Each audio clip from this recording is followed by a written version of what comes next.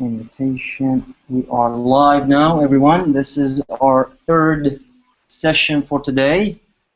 And we're going to talk about the future of computer chips, supercomputers. And this is going to be, the speaker is Victor Lee. It's a senior scientist from Intel.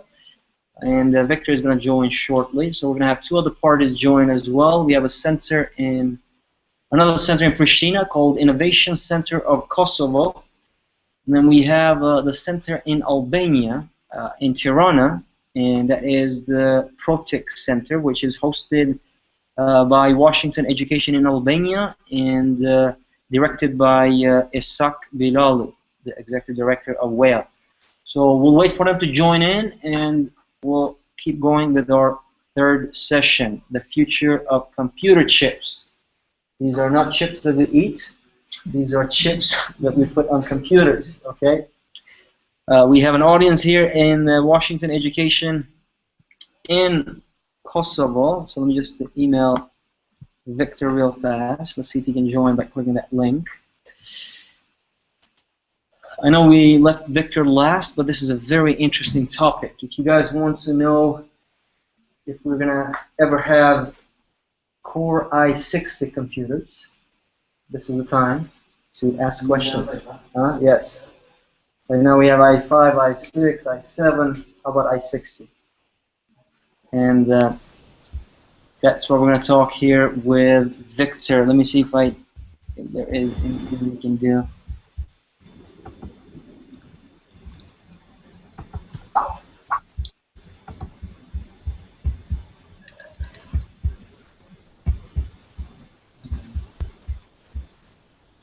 Hey, Victor. Hello. Hi, everyone. Hello. So we're gonna wait for one more center to join. Okay. So we have two centers in two different countries waiting for you, Victor. So give us 1 minute or so. We were running a little late with John, so I do apologize about that. No problem. Let me just invite the others, and then we're gonna get going. Let's see. Hello. Yeah, almost there. Victor. Let's see. I'm gonna mute the other parties. So I guess we can keep going, and whenever the others join, then we can introduce them. But we have here people in our end that you cannot see. We turned on the light here. There's some people on this side as well, just so the projector can give us a better view here, better display. Hang on 1 second. Okay.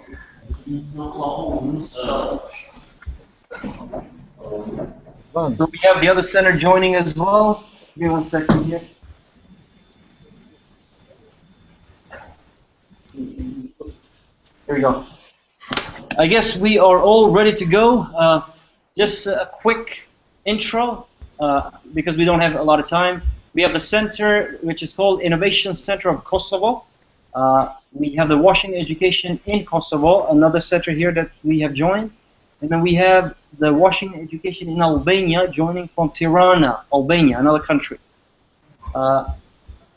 Victor, I already put for an introduction. I talked about you briefly before you joined, so I'll let you move forward and start your presentation. It's very exciting to be here, and I know all of these guys here are so hungry to hear what you got to say.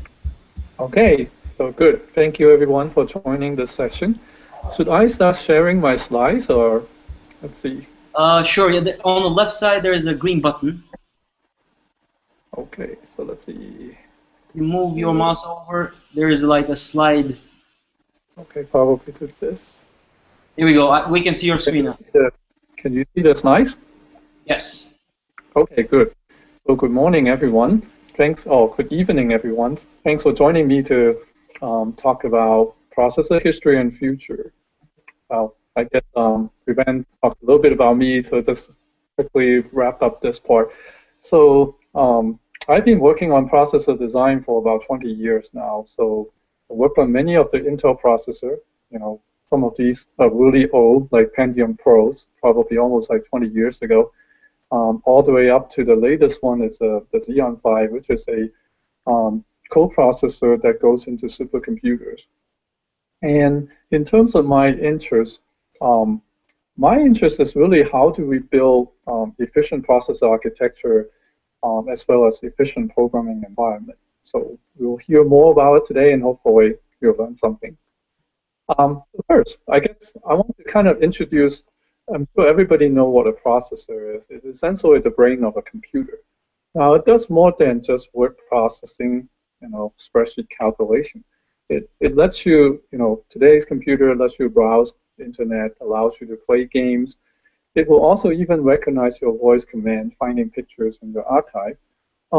To some more exotic, more in the business world, it's actually helped the company analyze what the customer buying behavior is like, so that they can actually put more advertisement in front of you or put new products in front of you so that they entice you to buy. From the science world, it helps you discover new things. And then obviously from the government's point of view, it's how them track the terrorists and preventing them for creating great damage to the country. Now, what is a program? Now, we talked about a computer, a processor. A processor literally, just at this point doesn't really think on its own. It's like a brain, but it's not like our human brain that we can think. So a processor needs to be told what to do. And the things that tells it what to do it's what we call a program. And here it's I just put in some C codes here, but of course, right, today's processor, today's programs are actually written in many, many different languages, C, Java, some of the scripting languages, etc. But the thing is, a program is really a mechanism, or you can think of it as a bridge between what the user wants the computer to do and then what the computer is doing. Now, what is today's talk? Well, so I wanted to kind of motivate the programming side by looking at some of the history of processor development. So we'll go through from the 70s up to now, how are the processors being developed and what are the features they have and how that actually impacted programming. And then we will talk a little bit about, going forward, in the next 20, 30 years, how a processor design going to look like and what are the implications for them on programming. Okay. So we'll start, right? So this is a computer performance roadmap from the 70s to about now, and then our projection going to 2020. You can see I kind of labeled them with some of our processor from Intel. And a couple of things I want to talk about in this picture here. One, you can see that the trend is always continuously increasing. So the Moore's law is still well and alive. So we continue to crank our processor with more and more transistor and continue to pack more and more performance onto it. The red lines kind of shows some of the supercomputers that the world has been building. And it's actually increasing almost 1 billion times in performance. Now, the other interesting things are the blue dots and the green dots. The blue dots represent processor that goes into our desktop processors. I know some of you may not even have a desktop these days, but those are the computers that we work with all the time. Now, the green ones are the handhelds, like the phones that John talks about, right? I'm sure most of you will have a smartphone today. And the interesting thing, as you can see, the trend is actually in parallel, meaning that the desktop processor are tracking the performance increase of supercomputer, just lagged by 1 or 2 decades. And same thing as the handheld processor, it's actually lagging behind the desktop processor by 1 decade or so. Now, the key thing to learn from here is that, well, we're going to have a lot of computing capability to our devices, both your laptop or desktop computer as well as your phone and things that you carry around by year 2020. What do we do with them? Okay, so we're going to go back and look at some of the early semiconductor processors. So now we're going to fly back in time, back to the time of 1960s and 1980s. So this is really the beginning of semiconductor processor. Computers actually started a long time ago in the 1800s, but those are more mechanical processor. In the 1960s or so, silicon transistors are actually really being developed. And around 1970, a few companies like Texas Instruments, Intel, Morse Technology, Motorola, and so on, starting to put these together using what we call large-scale integration. And you can see that at that point, the number of transistors are relatively small, around 2,000-3,000 transistors, versus we're talking about billions of transistors or processors today. So these are really elementary, but they are really the beginning of the CPU or the processor that we know today. Now, again, since this is very, very early on, until late 1970s, when IBM introduced the first PC, that's actually start revolutionizing the whole PC, the computing industry. Before then, it's always in the department or in some government agency. Now, how are programming like in these early semiconductor processors? Now, by and large, first of all, these processors are not very capable. They can only do very few. I mean, they run in megahertz. I'm sure some of you may not even know.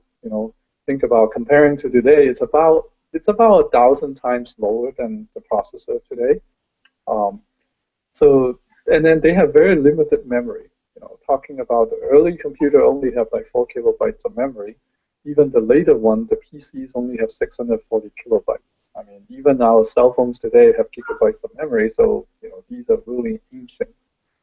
Now, the types of program, so the operating system, like John was talking about back then, we have very, very primitive operating system like DOS, which is what made Microsoft very famous, and Unixes, which is more on the mainframe or the workstations. Now, because these are mostly command line based interface, so therefore the people really don't care about graphics. Even when they're talking about graphics, it's really you have all these characters that put together like a picture, rather than really nice JPEG pictures that we all look at today. And in terms of computing languages, in the 60s or so, some of the languages that we know today, like C, Fortran, it's already been developed. And they are actually mature by then. But by and large, at this point, mostly limited by the small memory footprint, people cannot really write large programs, right? Because your program is going to be sitting on a disk, and then you need to load them into your memory to use. And so, therefore, people really spend a lot of time compacting the functionality into as few instructions as possible. So programming at that day and age is actually quite difficult, and actually have very limited functionality. Now, getting into the 80s, from the 1980 to around 2000, we started having, the semiconductor manufacturing technology become more mature now. We can actually start packing more transistors, talking about hundreds of thousands of transistors to starting to be like 1 million transistors or so. And also, we rapidly increases the processor speed during this 20 years or so. And you can see I listed, there's almost like 10 different Intel processors being developed inside this 20-year time frame. So the cadence is increasing very rapidly. That the processor performance has increased significantly, and the capability of these processors become more capable, and so people can actually start doing a lot more things with them. And in terms of usage, it start rapidly expanding into, not only very large business can have computer, now even small business can start having computer. And in the home side, really the gaming market takes off. During this period of time, there are a lot of game consoles starting to show up, and many of us grow up in this age by playing computer games on these consoles. Now, in terms of programming, one thing starting to change. Windows, I think this is Windows 3.0 or something starting to show up in this time. And then, of course, right, Apple have their Macintoshes. And graphical user interface starting to revolutionize how human beings interact with these computers. Prior to this age, it's all command-based. You sit there, you type in your command, and then that's it, right? I mean, the computer does something and returns some numbers to you. Not that much graphic stuff. Until this time, the GUI interface starting to shows up, and then the Windows interface starting to becoming the norm of how we actually interact with these computers. And of course, right, with Windows, you have mouses to point to where you click, point and click starting to shows up. And then the other thing is, during this time and age, right, as we adding more functionality to the program, make the program more human, make it more human so that you can actually interact with it easier, it actually put a large constraint on the processor performance and the amount of memory it will have.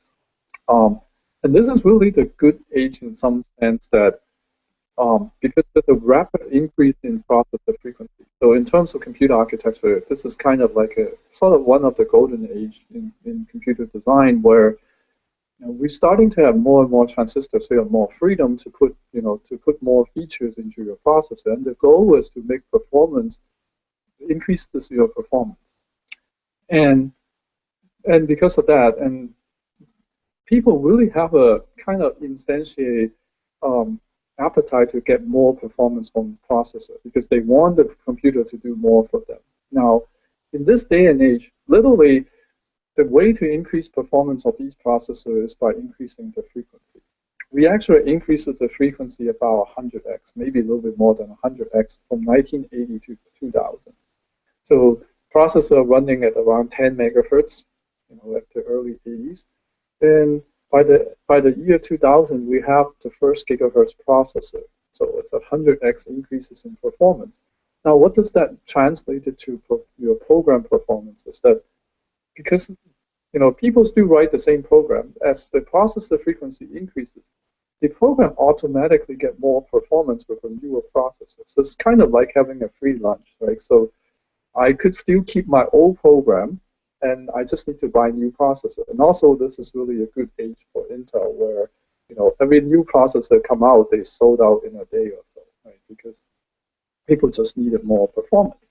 Now, what is that translated to your programmer effort? Because they don't need to focusing on increasing the performance of their application. They just need to buy a new processor. So they actually start switching the effort into creativity, and that's what I was saying. Now you're starting having new user interfaces, right? Like graphical user interfaces. AI actually starting to pick up at this point, but because for artificial intelligence and so on requires so much computation that most of the computer, it's way before its prime time. But people do think about, how can we actually be more interactive with the computer? Speech recognition, facial recognition, gesture recognition are all discussed in academia at that time, but they cannot be realized yet, just because the processors are not quite ready, and also because of this excitement about you got a processor keep increasing in performance, you got more and more usage of these processors, so everyone really start talking about computers, and everyone wants to do programming. Now, what happened? After year 2000. There is as we actually pack more transistor into the processor, as we keep cranking up the frequency, some phenomenon happens. The key problem here is that the power density increases rapidly. That's just, you can imagine that the more, for the same area, you're packing more transistor. Each transistor is like a switch, right? And the frequency, it's like how fast you switch it. Now you can imagine that for the same area, you're doubling the number of switches in every 18 months, and you're increasing the switches rapidly. The speed up you're turning on and off the switch rapidly. What it translated to from a physical term is that it actually dissipates a significant amount of power, and it actually increases. And because that dissipation of power is on a smaller and smaller area, so therefore, the power density actually increased very rapidly. By year 2000 or so. I mean, I was talking about we having a gigahertz processor, but these processors already dissipate quite a bit of power, and also the power density inside these chips is enough to melt most of the conventional packaging, and so therefore we need to start put heat sinks and other things on top of these processors to dissipate the heat. The issue on that is that so that kind of preventing us from processor designer to further increase the frequency.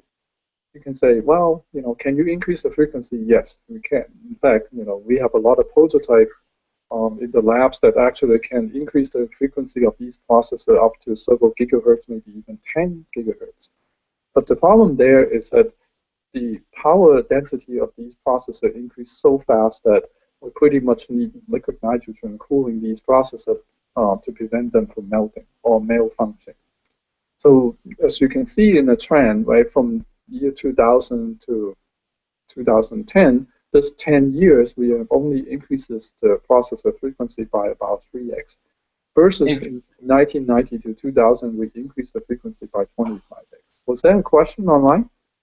Yeah, Victor, because I actually asked questions in between for the other two speakers as well, so I just wanted to get your permission if I can ask questions. Just so you know, the audience, some of the audience is not that technical, so I know a lot of the guys here will grasp this. But at a high level, would you say, because this is an amazing development on processors that you're showing here, and I know a lot of these people, students here have heard about it.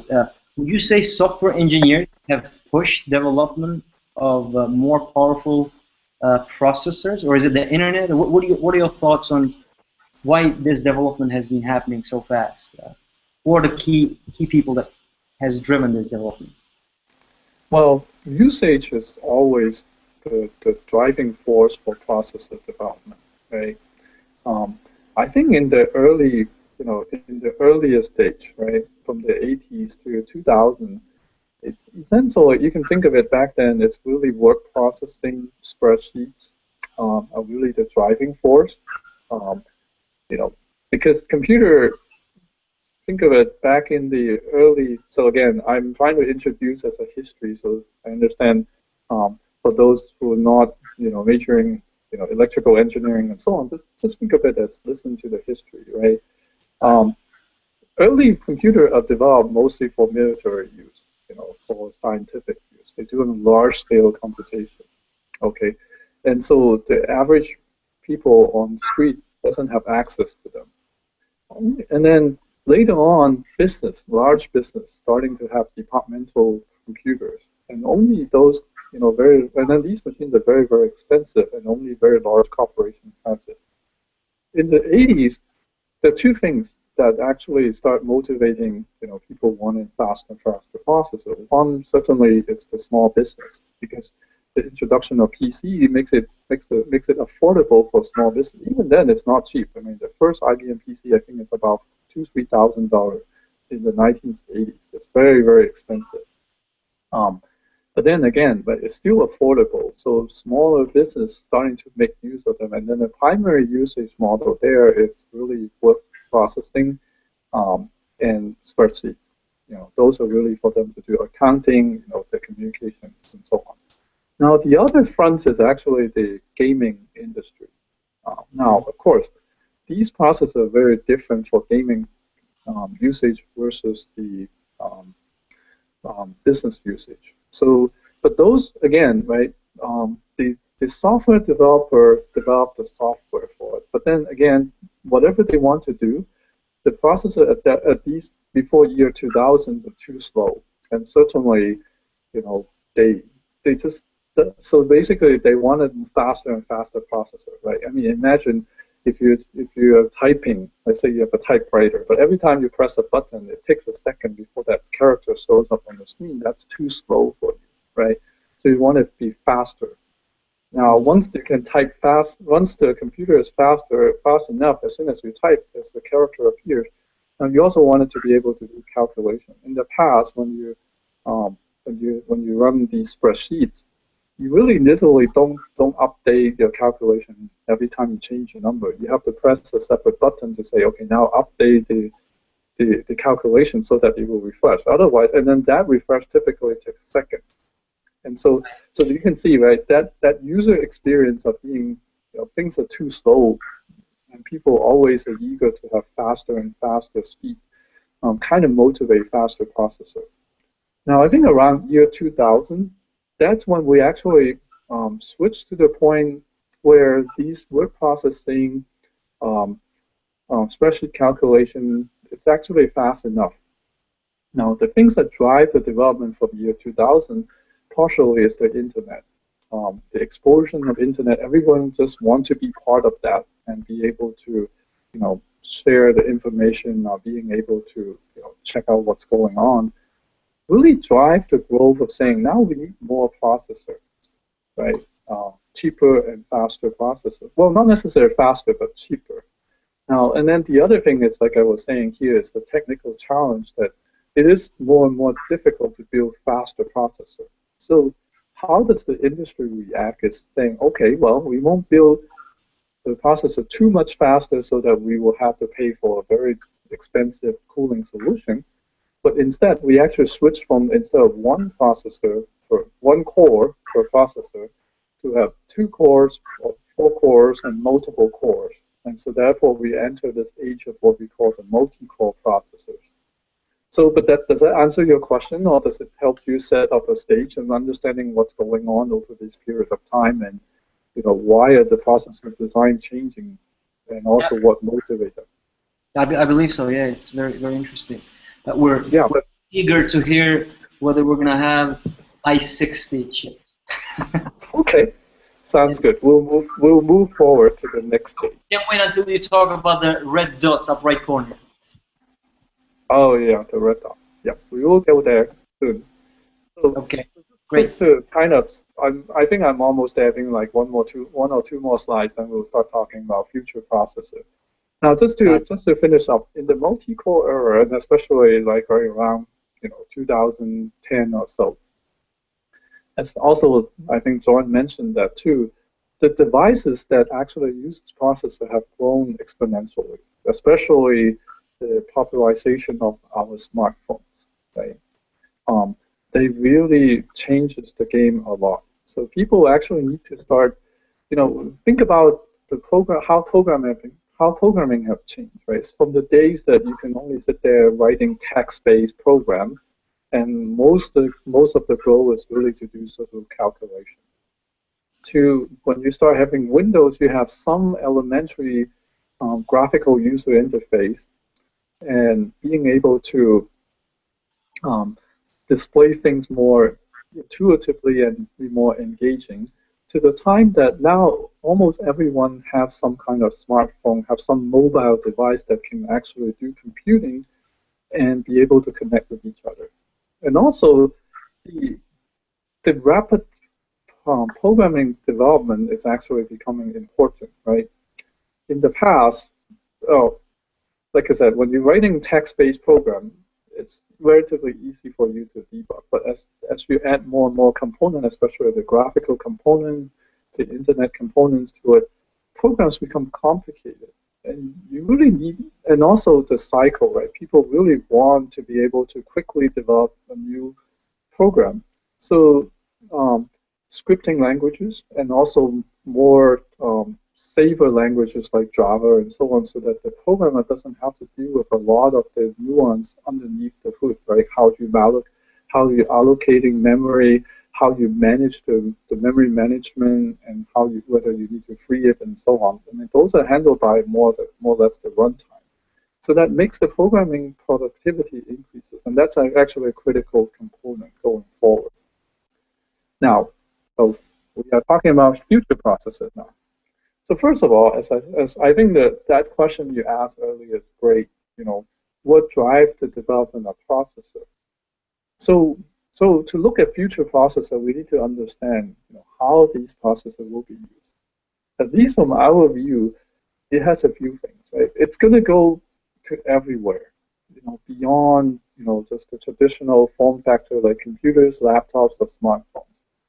It's actually going to be integrated with your appliances, even your car that you drive around, glasses, watches, even at your clothes that you wear with it. So that these processors will be everywhere, and you will have a, and then again, right, remember that computing roadmap I showed earlier, the performance of these processors will continue to increase. So that means that you're carrying more and more computing power around with you.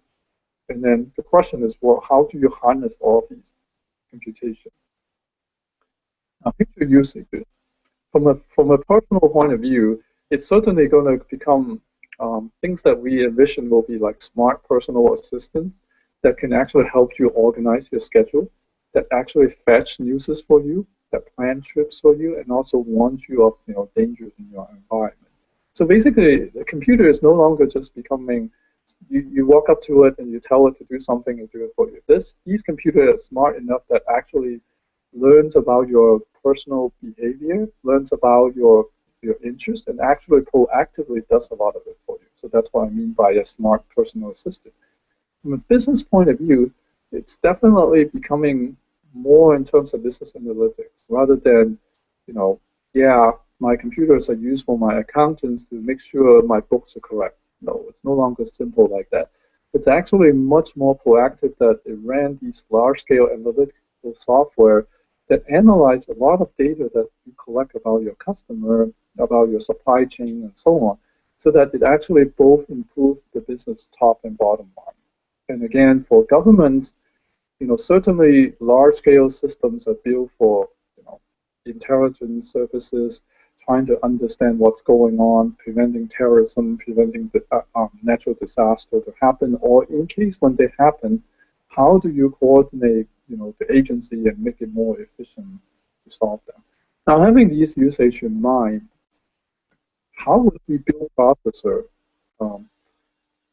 to actually solve, to make these usages possible? Okay. So I'm briefly going through, just summarizing the technology that we have used, right? So in the 70s, we have increasing mostly single processor architecture, single core processor architecture using pipelining, branch prediction, caches, and so on.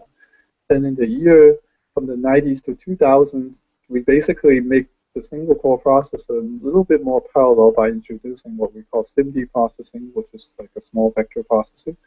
And then also breakthrough into computer architecture, go into what we call out-of-order superscalar processor, and then introducing caches to shorten the memory latency.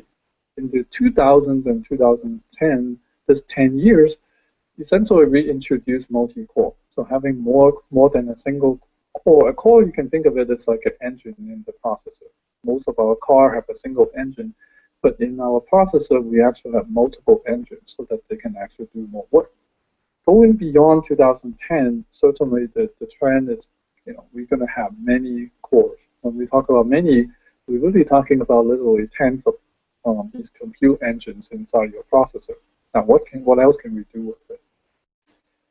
Well, so to understand what else we can pack into these future processors, let's look at how what are some of these technology and how they will scale going forward in the next 10, 20 years or so.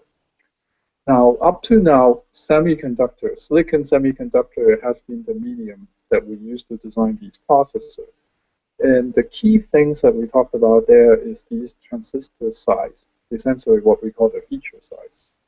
And essentially, the Moore's law said we can actually continue to improve the manufacturing capability to make devices that are smaller and smaller. So the numbers that are shown on the top left graph for transistor density is essentially the feature size. 45 nanometer. So today's processor is actually, well, today's Intel processor manufactured in the 22 nanometer, which is the 22 numbers here. And many of the other manufacturers are manufacturing around 30 nanometers. So we globally we are around in this time and age around 20 or 30 nanometer. And we expect that each 2 years or so you will actually move to the next generation of the process. So you can see from 22 nanometer to 5 nanometer we have around 10 years time frame. And 5 nanometer is really, 10 nanometer is really, really small, almost down to a single atom now.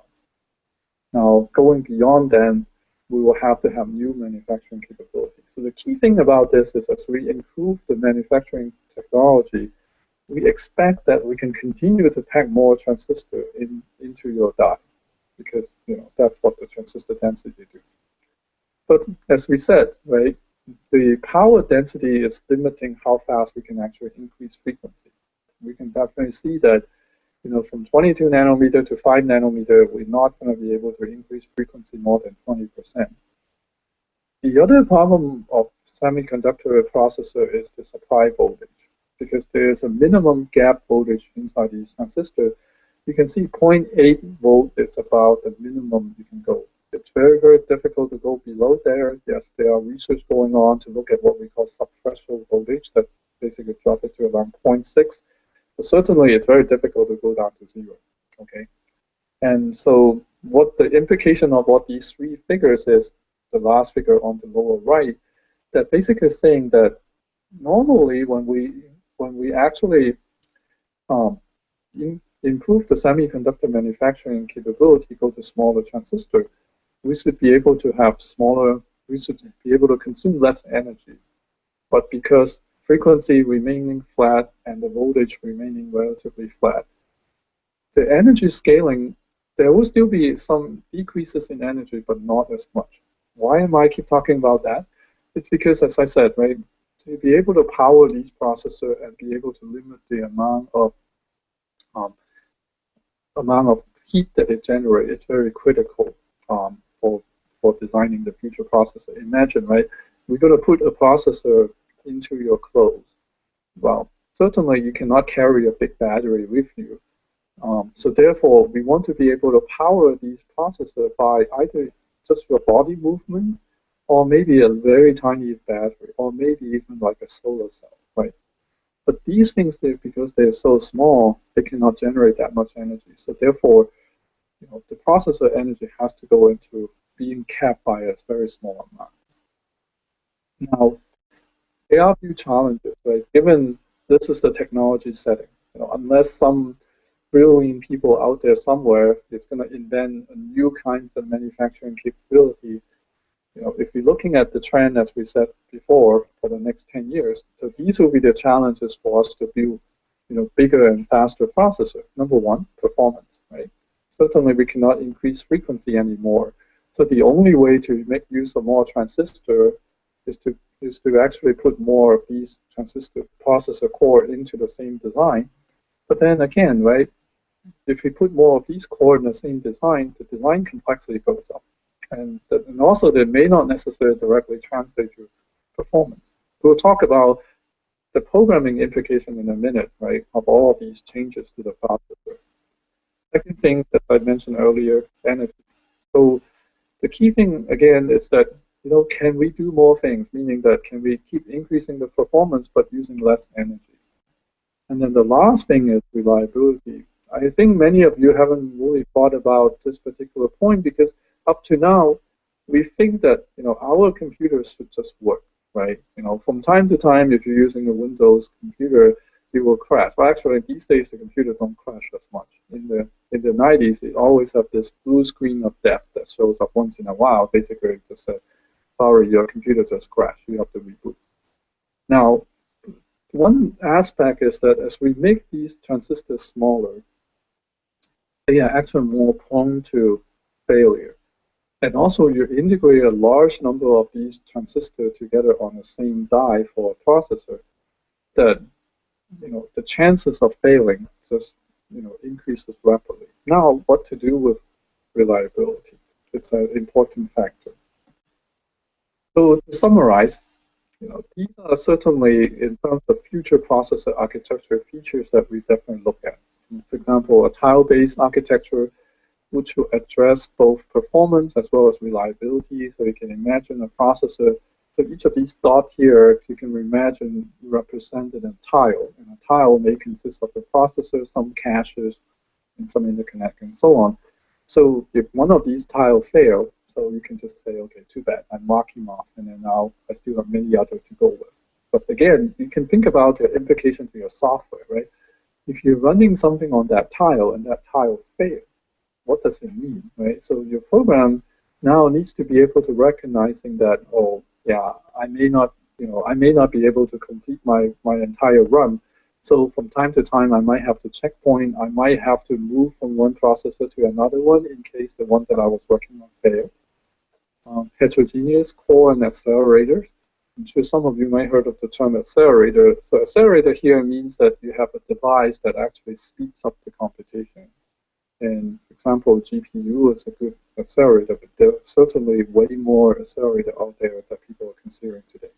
Heterogeneous cores means that instead of only have one type of core inside this processor, you can have different types of cores. And then again, the implication for programming is that now if you write a program, you will have one performance when you're running on one type of core, but if you switch to a different type of core, the performance might change. Now, what is this implication, right? Should I write different programs for different types of core, and so on? And of course, your memory hierarchy, well, the gap between the processor performance and memory performance continues to grow. There's something called, this is called memory wall. And the only way to bridge that gap is to have more intermediate levels of what we call cache or memory. And then the implication for your programming is that now, previously you only thought, okay, I only need to write my program, and then that program will see all the memory in my computer system. Here, if you have different levels of memory, some are faster than others. Now you need to make a decision saying, okay, what goes into the faster memory and what goes into the slower memory, and what is the implication for performance. And redundant computation, it's essentially saying, well, my computer might fail. So one way to deal with these failure is maybe I start two threads doing the same computation. In case one fails, I still have one going.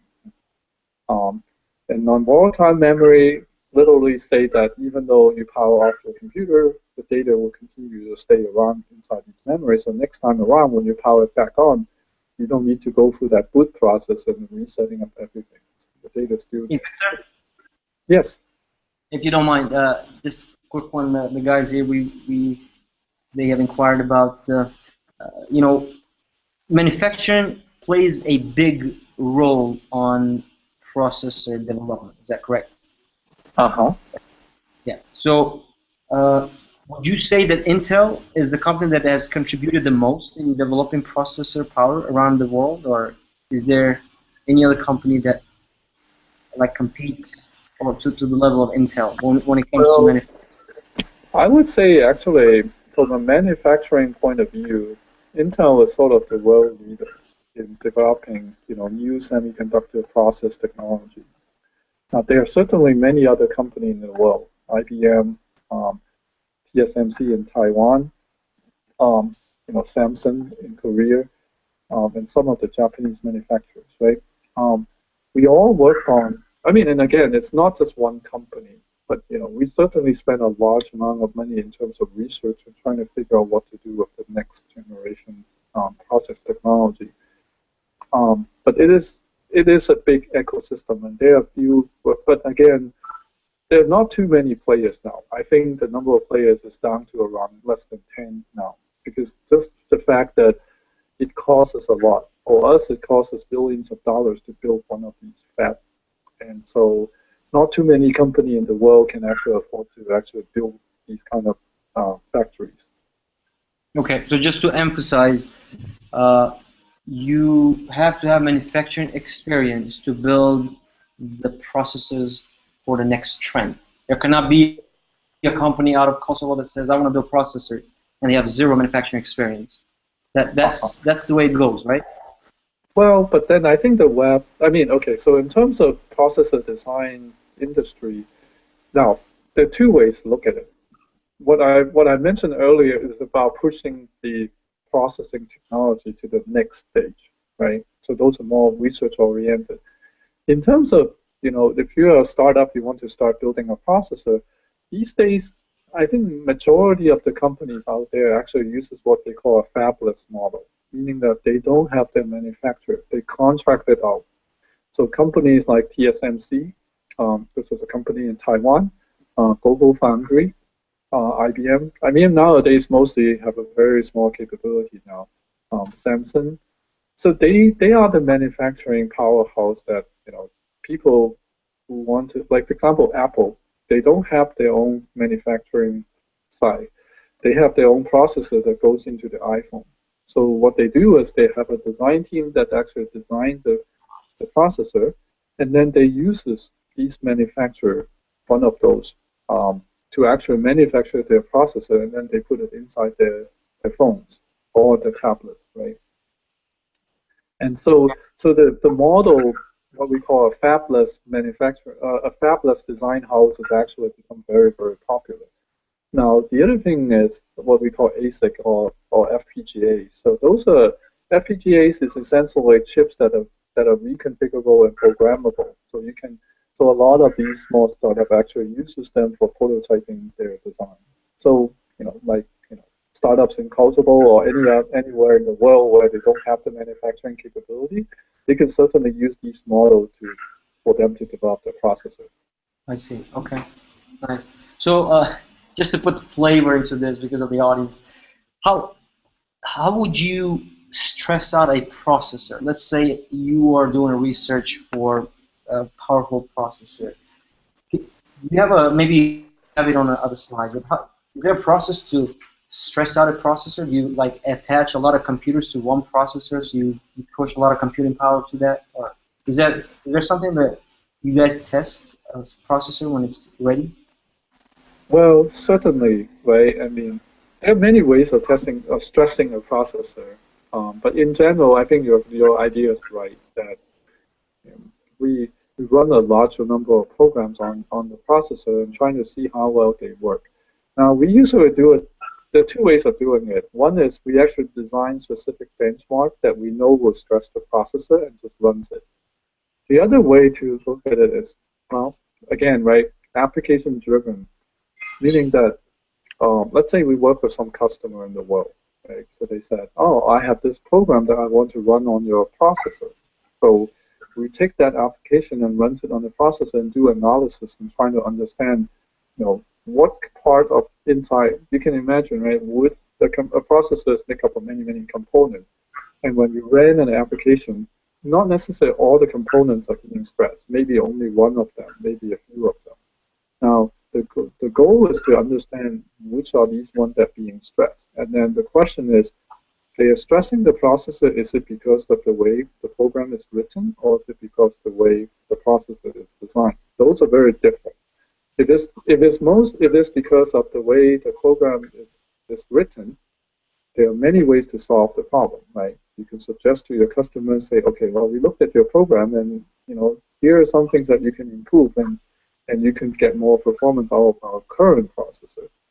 If it's something related to hardware, then literally you need to go and figure out how you can redesign your processor.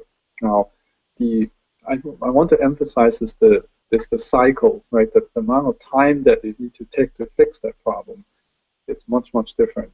Fixing a software problem could be a matter of months, versus fixing the problem inside, or fixing a performance issue inside a processor could be years.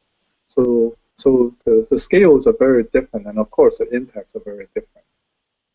So very interesting. I know a lot of these guys know what a for loop is and a while loop. So if we break a for loop, does that stress the processor? Like let's say on I equals 0, I less than, and you just put a weird character in there, the for loop does not actually break. Does that like return that the processor is overloaded and you see what I'm saying? Like it depends, right? So okay, so I think you're hinting into a parallelism. Maybe let me go a little bit forward. So yeah, sorry about that. Well, I was gonna. There should be a slide that talks about parallelism, but anyway, so let's back here for a moment about parallelism. So as I said, right, one of the key things is going forward, the processor is going to have many of these so-called compute engine or cores. Now, for you to really harness all the compute capability of the processor, you need to make sure every core is doing something. So let me make an analogy. Right? You go to a bank, and a bank has multiple tellers there. Right? Each teller, you can think of it as a core that does some work. Right? Now, so let's say you have a bank with 4 tellers. So if you only have one customer comes in and talk to one of them, the other three is doing nothing, right? So certainly you won't call that a stressful environment, right? So same thing in a processor. When you only have one of the units or one of the core doing work, the others are not doing work, then that's not stressful. How would you stress it? Well, bring more customer in, right? So imagine now you go to a bank, on a Friday afternoon before a long weekend. Everybody wants to get some money, right? So you got tens of customers left standing in line, and again, you still have only 4 tellers. Now, these 4 tellers will be very busy, right? Because as soon as they're done with one, another customer will walk up to them, right? So this is what we call parallelism. Now, many applications does have inherent parallelism. So it's important to explore the amount of parallelism that your application would have to stress out a processor. Now, back to your example of a for loop.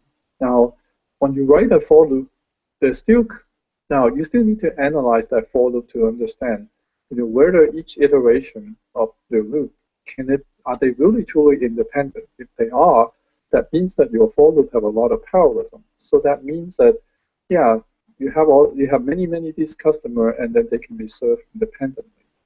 Versus if you have dependency, basically it means that I need to serve customer 1 first before I can serve customer 2, and they are related. Therefore, so imagine, right, there's 10 customers standing in line, but they all related to each other. And then also, you must serve the first customer before you can serve the next one. So that is what we call serialization, or you have data dependency. And in that situation, yeah, even though you have 10 customers, but you have 4 tellers, but only one of them can do work at any one time. So does it make sense? Yeah, I was on mute. Yes, it does. Thank you. Okay. Yeah, so essentially that's how we stress out the processor. Of course, right, when these processors have tens or maybe 100 core, you need a large amount of parallelism for you to actually, stress out the processor. But anyway, I think in the interest of time, let me move through my next few slides quickly, because I think that will be interesting to some of you that talk about, what are programming challenges for future processors. Okay. Okay. As I said, if you look at this figure here, up to year 2000 or so, most of the programs that are written at that time is what we call single-threaded application. And literally, as we increase the processor frequency or processor performance, these programs will just get better performance. They really don't need to do anything. But as you actually get, beyond year 2000, actually around 2005 or so, when the first multi-core processor shows up from the commercial space, you really need to start be aware of what we call the parallel resources. There are actually lots of parallel resources in our processor today. I mean, even your cell phone, you have multiple cores in there. You have vector units, this so-called SIMD unit. So some of you heard of the term SSE, MIMD, SIMDs, and so on. These are all related to saying that inside each of the processor core, you can actually do multiple data computations simultaneously, as long as they have the same type of operation. Now, again, these are what we call the parallel resources. And then the other thing is, you need to be aware of the underlying architectural limitation, like how the memory are being shared. Now that, imagine previously there's only one core and he only sees one cache and one memory. You have all of them to himself. But now, if you have multiple core in the system, they're all sharing the same cache and same memory. Now, data contention becoming critical. You don't want one core comes in and said, I need this data, and another core comes in and then actually took the data away from him. So these are some of the limitations that you need to be aware of so that you can actually get back onto this tuned version or the better performance. Now, in terms of challenges, there are 2 things. On one hand, everybody, up to now, most of the programmer thinks sequentially. When you think about writing a program, you will say, okay, I start doing this, then I do this, then I do this, then I do this, right? So it's a very sequential thinking. So in terms of programming effort, there are some programming effort, but it's certainly smaller. And then you only get a certain amount of performance. When we talk about the tuned performance, you really talk about, okay, well, how do I make use of the available parallelism inside my program? How can I actually make use of the parallel resource in my hardware, and how you map them? And that gap is very large. So the two key aspects here is programming effort versus performance. And we always know that if you put more effort in, you will get more performance. So from a programming environment challenge point of view is that, can we get to this red star here so that we increases the programming performance effort by a little bit, but we get a lot more performance? And that's kind of where we want to get to. And then here's an example of some of the future how we do programming in future is what we call problem-solving environment, right? So example is MATLAB. I hope some of you know what this is. It's kind of like a mathematical program that actually allows you to do solving a lot of math functions very quickly, and it's used by a lot of scientists. Now, so the key here is that the programmer comes up with a high-level idea of what you want to do to solve the problem. So you want a prototyping environment. So this is what we call a problem-solving environment. And MATLAB is just an example. There are many other out there. And essentially, you want to quickly write it up. Now, of course, when you do that, initially the performance is not going to be great.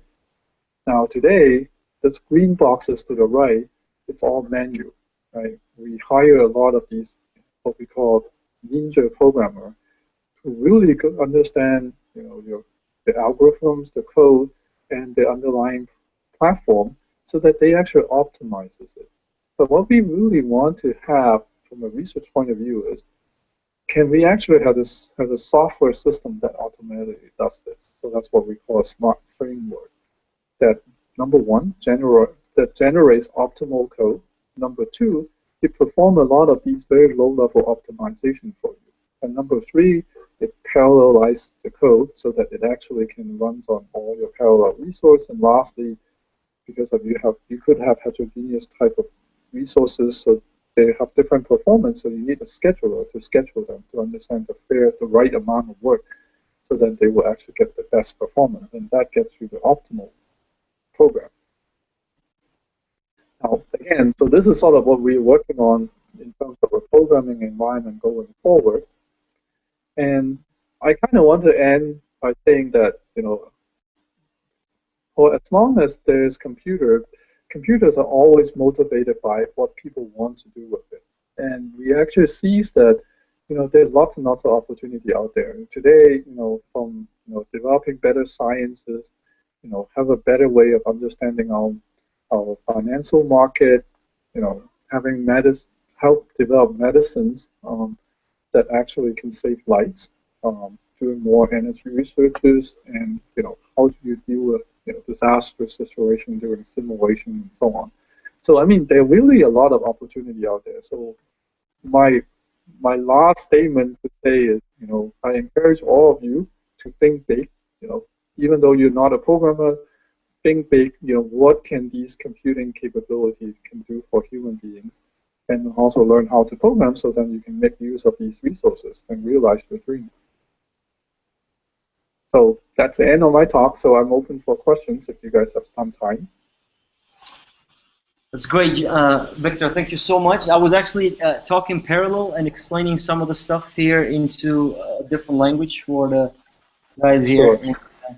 It's very interesting. Of course, all the three topics are so intuitive that will fall in our domain as we learn here at in different languages and different applications that we build at Washington Education in Kosovo and in Albania. And let me see if there's questions around the table from the two centers, and then we'll ask people here if these guys have any questions. But you wanna let me pass it to this time. I guess Protek in Albania. Where? Isak? Yes, Ridvan. Unfortunately, we don't have any questions at this point, though we have to admit that at the very beginning we had a couple of technical issues in connecting with you guys with one of our computers, and nonetheless we had also some connectivity issues, with with quality of the voice and stuff like this. Anyhow, that's not the excuse that we're trying to come up, but we wanted just to thank Victor and thank you all for giving us the pleasure to be part of this intriguing and very interesting conversations that we have been able to share with you guys. Thanks a lot from Tirana, and I hope that we'll be able to meet up again. And my compliments to all the gurus, that they have helped us, get all this knowledge that we hope that we'll have them again. Thank you very much. Just so you know, this is all recorded, so everybody can watch the recorded version. If there's been any technical issues, you can just, I guess, go and play from the beginning. Okay, so the center from Protect, thank you, Isak, again for hosting this. And please feel free to pass this to others that were not present. I'll go ahead and pass the microphone to ICK, Innovation Center of Kosovo. Do you guys have any questions? Yeah, I have a question about the processing. Will it be possible? Hi, do you hear me? Yes. Yes. Okay. Will it be possible the processing to be by talking, not by typing the buttons? For example, when you want to create or build a program or website just by speech, not typing anything. Well, certainly the human interface, right? So as I mentioned before, even in the 80s, people already start thinking about different input mechanisms, different ways of interacting with the computer. Speech recognition certainly is one of them. In fact, I mean, object-oriented programming is actually also there. So rather than typing code, you have code that are actually already predefined and into like an icon or something, and you can actually drag and drop and actually connect them together. There are many things to do. Now, in fact, I mean, a lot of these artificial intelligence, machine learning type of algorithms, they want to go beyond, just the programmer telling the computer what to do. They actually want the computer to learn themselves, right? So, for example, the latest, for example, recognition type algorithm, it's actually done what we call neural network.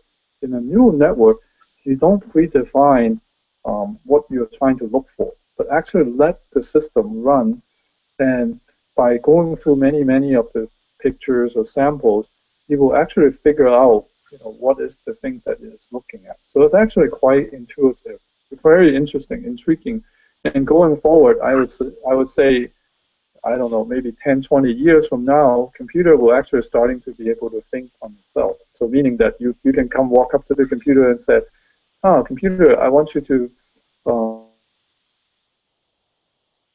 and it will actually go and figure out and write its own program and actually go look for that thing and then bring it back to you. But this is more science fiction. We have seen movies like that.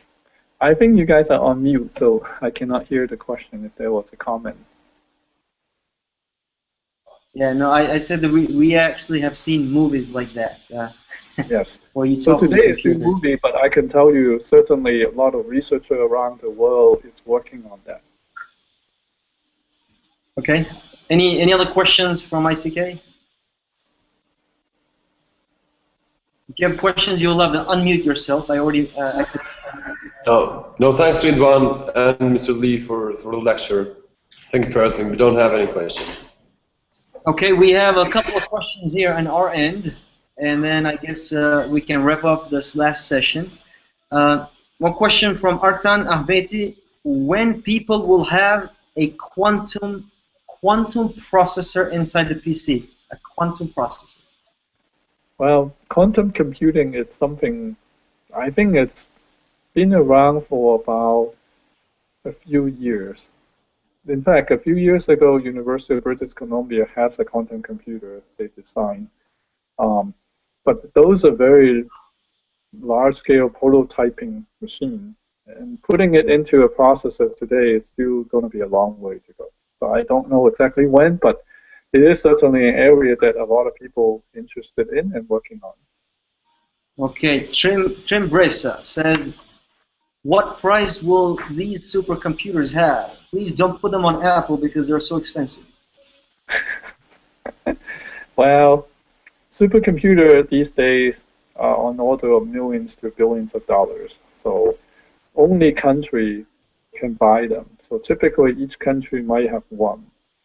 But it's interesting to see, you know, more and more countries around the world is buying and building their supercomputing center. So, Victor, as programmers, are we going to have easier life by having more powerful processors? And we put different layers of programming languages, so at our end, when we build an application, we can just write one line of code and it will do the job for us. Well, that's the hope, right? So that's why I was saying at the end, you know, towards the end of my talk, these future problem-solving environment hopefully is powerful enough that you can write more intuitive code. It's more like, it's not really one line, fewer line of code, but more like something that closer to what you're thinking of.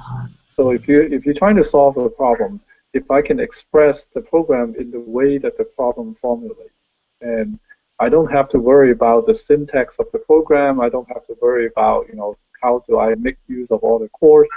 That's where the power comes in, and these systems are being developed these days. But I think it will take a few years before it will be on the market. You hear that, Isak? Isak is the executive director of WEA. He's not technical, he doesn't code, but it looks like you're going to be able to code. Yes, so then everyone can code. That's the good thing.